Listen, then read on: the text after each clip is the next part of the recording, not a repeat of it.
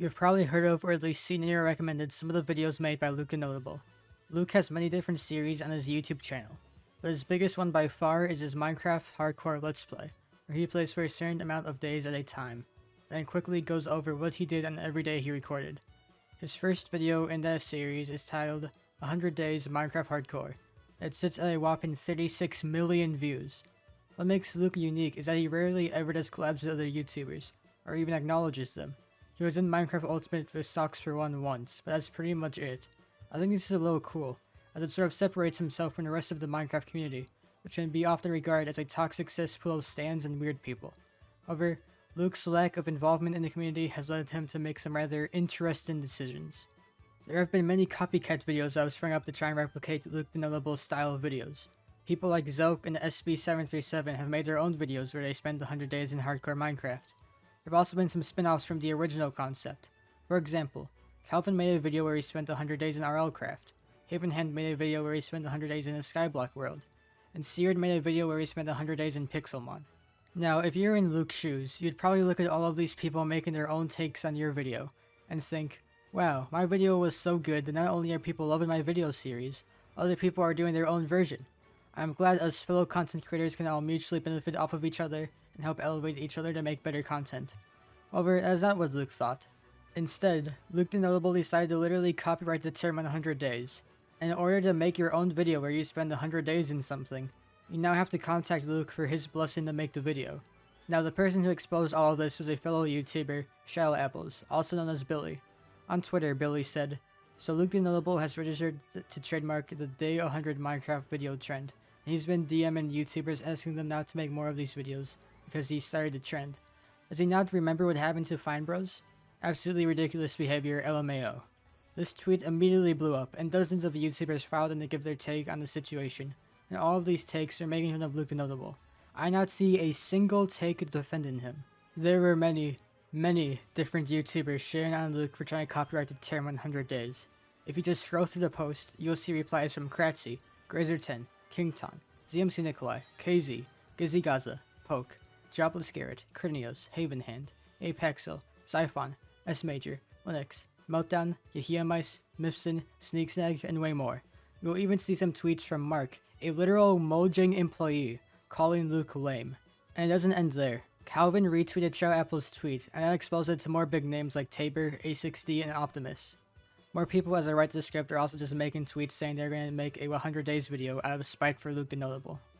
Now, despite this overwhelmingly negative reception, there has to be a reason Luke has done this, right? Well, I don't think Luke was doing this to screw over small creators or something. From my understanding, the main reason people trademark something like this is to prevent other people from stealing their idea and screwing them out of potential profit. For example, the reason why Disney is about to strike down pirated copies of their movies on YouTube is because having a pirated copy of a version of a movie could make people not want to see the official version as they already pirated it, and that would be screwing Disney out of some profit. However, the reason Disney should theoretically not be allowed to strike down a video like The Incredibles by Implement is because that video transforms the video it is based on enough so that people won't watch The Incredibles and walk away thinking they no longer have to see the movie it is based on, as watching The Incredibles and watching The Incredibles is two different experiences. Now, in my opinion, I believe that the majority of the 100 days content is transformative enough to make people still want to watch LukeTheNotable's content, and here's why. From what I have seen, there are two types of 100-day ripoff videos. There are spin-offs like what Calvin and Havenhand made, and a straight-up copying it like what Zelk and SB737 did. The spin-offs can be explained as fair use pretty easily. When you watch a video titled 100 Days in Hardcore Minecraft, you are only watching a video where someone plays 100 days in Hardcore Minecraft.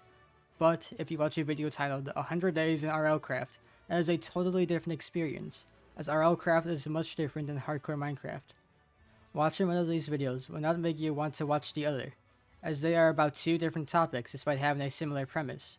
It is why films like Iron Man and Wonder Woman can exist alongside each other. Yeah, they are both superhero films, but the actual plots of the films are different enough that people will still want to see both of them if they have already watched one. Now, for the channels that are straight up copying the 100 Days in Hardcore Minecraft idea, this can also easily be explained as fair use. At first glance, it does seem like this video by SB737 could potentially take away some viewers from LukeTheNotable, as they have similar titles and kinda similar thumbnails. However, where the content falls under fair use is the actual content. When you watch 100 Days in Minecraft Hardcore by LukeTheNotable, You are only watching Luke's take on the premise.